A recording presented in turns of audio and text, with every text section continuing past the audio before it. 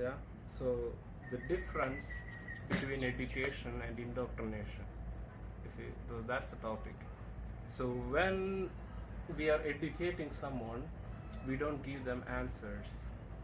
We don't give them any kind of answers. We pose to them questions. Questions are posed, and they are left to thinking to come up with the answer. But when they come up with the answer, if it's wrong, you don't still give the answer. You still ask them, okay, go searching for it. The point is not for them to come up with the solution or the answer. It's the time spent on thinking.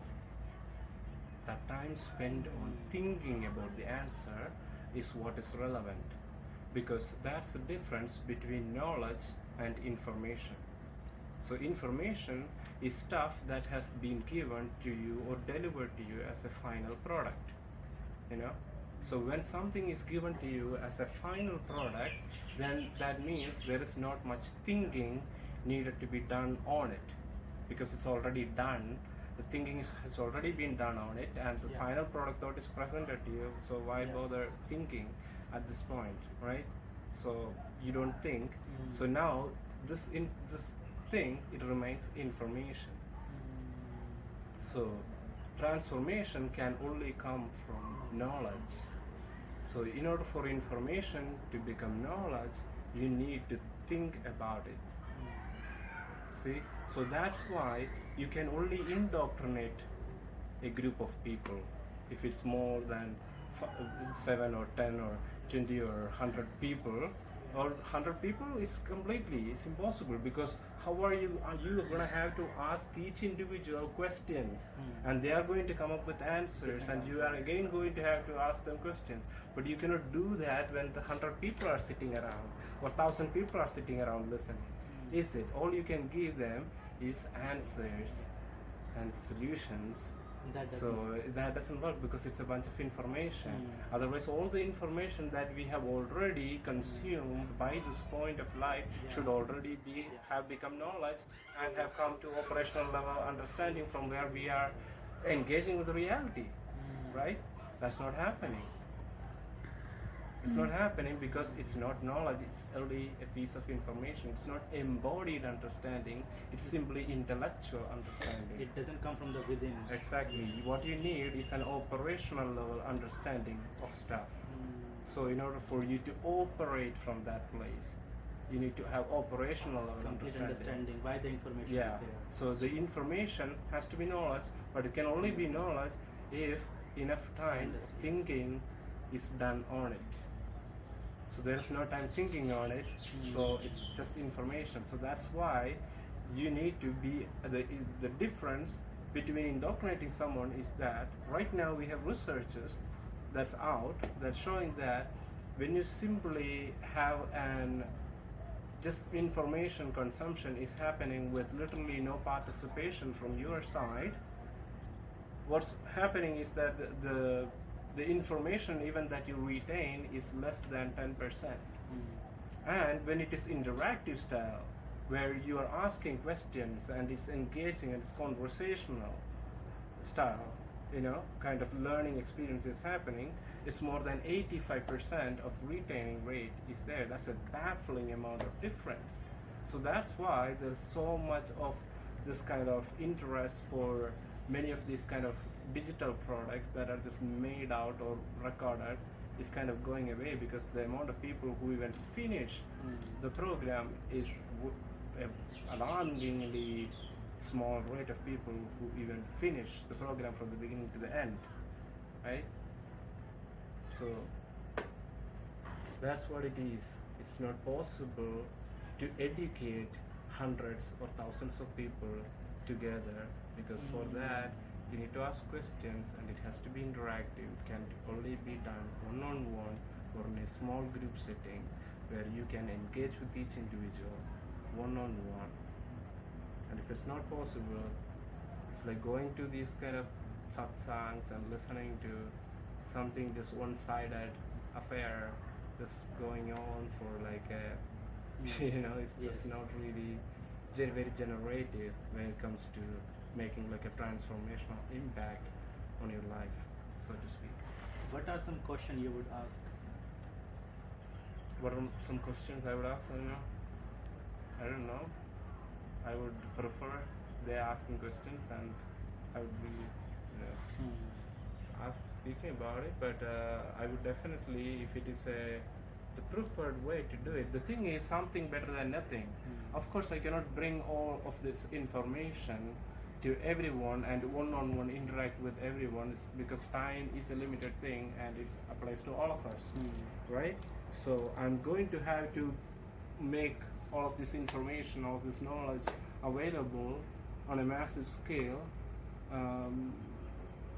It just has to be done that way because it's something better than nothing, I cannot have that kind of a time or impact with all those people, but I believe the information is good enough to make a lot of transformational impact on their life just by the implicit understanding of it. So that's another thing that you guys need to become aware of. There's understanding is of two kinds.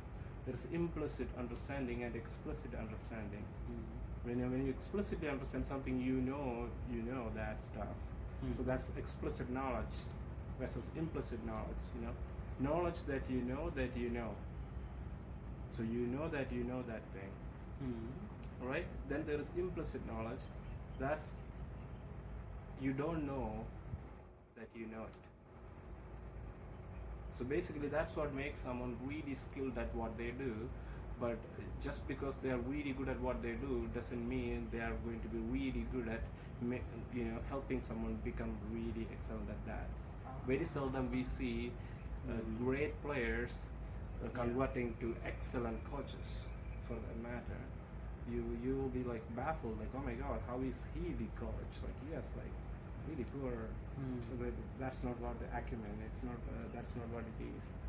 Sometimes it's about it's two different qualities.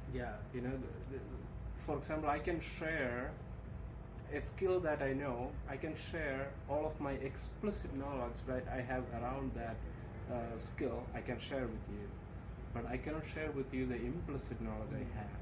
So my great work is to become aware of all of those things that is implicit in nature to explicit. So making it explicit, that's the more I can make my operational level understanding or maneuvering through all those implicit understanding I can bring into the table, make it shine light into it, then I can do it. Then I can share that, hey, this is what's going on, this is what I'm thinking at that moment that allows me to show up in that particular way. And there's all these kind of elements that we just take it for granted. We assume like it just comes so naturally to me, so it should probably just come naturally to everyone.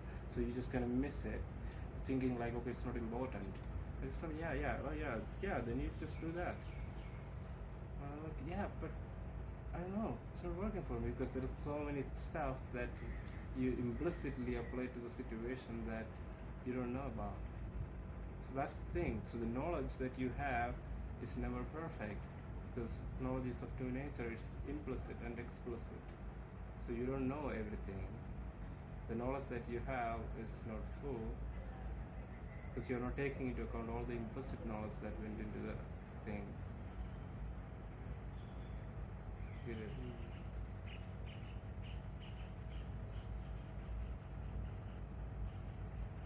And also that's why whatever meaning you make out of any situation cannot be perfect because it can only be one point of view. The map is not the territory. Have you heard of that analogy? The map is not the territory, right? So basically our thoughts are in the metaphor map and the territory is the truth.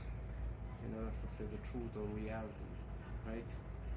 So the map is not the territory, meaning your thoughts can never represent the truth, but can only relate to it, because that's the usefulness of a map, to relate to the territory, not to represent it, right?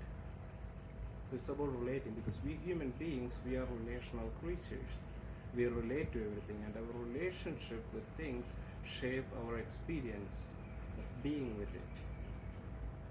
right? So if you have a good relationship with it, we will be in a good way with it. We will be engaging with it more harmoniously and gracefully.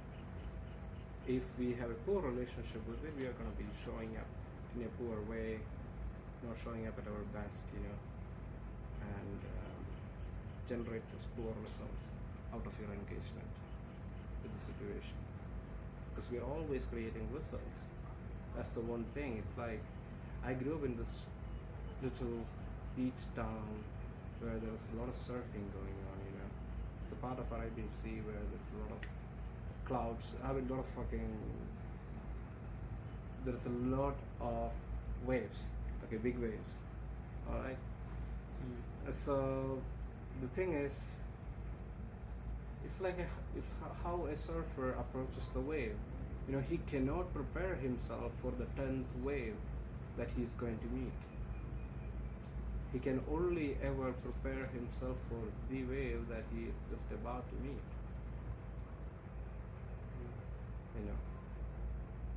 So just that way, life situations are that way, like the waves that keeps on coming.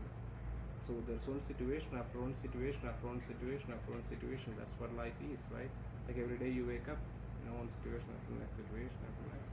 Like now we are sitting here, now that's a new situation. I don't think you guys have accounted for the situation before, it's just happening, right? It's an emerging situation, right? So many interdependencies that we don't know about. Why you are here. I know why I'm here, some reasons why I'm here, but there are some reasons why you are here, but beyond all of that, there are all those interdependencies that influence in co-creating this moment this way. Subconscious world. I'm speaking more in terms of like known, unknown, and unknowable kind of way. So knowns, there are the known interdependencies. I know why I'm here because I came to meet my friend, and you guys know why you are here. There's some known interdependencies. What reasons why you ended up being here, right? So beyond those reasons, there are unknown things, unknown interdependencies that influence the very co-creation of the moment or the situation. Yeah. So the thing is, it's unknown in the sense of time, in relative sense, meaning it could be known later on at some point. And then they are like, oh yeah, that's why that happened. Oh, now it makes sense. Okay, now it makes sense. So that's what happens, because an unknown interdependency becomes known to you, then the sense that you make of the situation just suddenly change. So that's why the sense that we make of situation just keeps on changing, given the unknown interdependencies become known to you. It cannot be the same. Just cannot be. With that new knowledge coming to the sense making, it just cannot be the same anymore. All of a sudden, it can even totally reverse and shift, and you're like, oh my god, the poor thing. Oh my god, how that's really bad to them, without taking into consideration all this new knowledge that I have gained. So that's what happens. So unknown interdependencies, you can get known, you can become known, and you're like, okay, wow, a new realization, new shift in meaning making, right? So then there are unknowable interdependencies. Just like there's icebergs that we can see, let's just say that's known interdependencies. Then there is iceberg that's just beneath the level of the ocean, but it can become known when the sea level goes a little bit below or something like that. Yeah. So then there are those icebergs that are so big, bigger than even Himalayas are, so far beneath the seabed. You will never know it. You'll never see it. It will never be known. You get it? So, regardless of it, it also has influence over the course of events. Huge influence. It's just like we just probably are on the other end of experiencing the results of it, rather than knowing its functionalities in the co-creation of the event or something like that. Some things happening in the sea and stuff. So the thing is, there are, regardless of whether the interdependencies are known or unknowable, all of them has influence over the co-creation of the moment, over the emergence of the situation, all of it. So that's why you get to never know the whole truth. All you get to know is that just the known interdependencies, and you always have to kind of come to that place where you acknowledge there are unknown interdependencies and there are unknowable interdependencies, meaning you will never get to know those things that influenced you or influenced even you, because there are known concepts that influence you. The thing with concepts and words, there is a relationship between words and concepts. Okay, all concepts you can have it as a word also. Love is a concept, but of course I can also say the word love. But in order for me to experience the concept of love, I don't have to necessarily say the word love. I don't have to see the dog and probably just say love, love, love or something, I can feel love, I can experience all that love allows me to show up from, and the place and the feeling and the being, energy and all of it, right? So I don't really have to utter the word love necessarily. So the thing is, the concepts that you engage with the reality in the moment, it influences the biochemistry within your body. So that's why body and mind is connected, because body always follows the mind. So the mind is always by default in control. Mind can also follows the body. No, mind always. The thing is, why I say mind always body always follows the mind, is because the thing is, we don't have unlimited energy, right? We only take a limited amount of food and water and enough energy into our body. So we have a limited amount of energy, right? So how the body, in order for the optimum use, the body allocate the available resources, according to how it is necessary. For example, let's just say someone is depressed, and body probably doesn't need to allocate a lot of energy to all of the limbs and all of that, because probably they're gonna be more lethargic, more kind of sitting somewhere contemplating, and you know what I speak about. So someone is really inspired, really motivated, really excited, body is going to be allocating the resources very differently compared to someone in depression, because the body probably they are going to be moving, doing stuff, they're going to be engaging with reality so much, they're going to be extending out instead of being in an inhibitionary position. So that's the thing, we primarily have two positions in life. We are either functioning from an inhibitionary position or functioning from an excitatory position. Excitatory position means you are extending out, you're going out and creating, Inhibitionary is more like you are hanging back instead of striving forward. You are just laying low instead of rising up. You should be rising up, and you find yourself laying low, talking yourself out of it, and stuff like that. So that's the two positions. You're either functioning from a place of self-protection or creation. You cannot be doing both at the same time.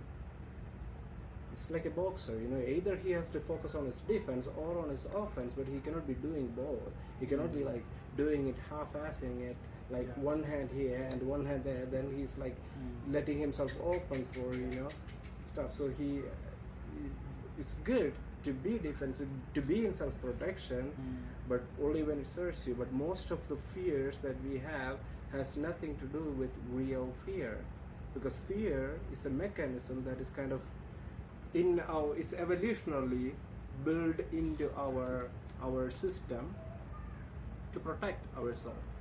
But to know that it's protecting the physical self, That was the intended reason for it, not to protect psychological self, because that's what most of the fears that we have are around.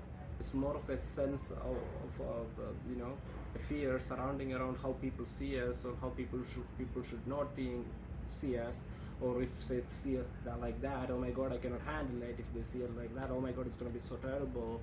If they someone say this way about me, or someone has an opinion about me like that, or it's like, so basically you are never fully present. All you end up doing is that you spend most of your energy trying to censor yourself to make sure you are not coming across the way that you are attached to. You have all these attachments around how you should be coming across to people, and so you spend a lot of energy making sure you don't come across that particular way that you don't want them to be seeing you or something. But you're not fully present because everything needs energy. It's not free, so you use up energy for that. So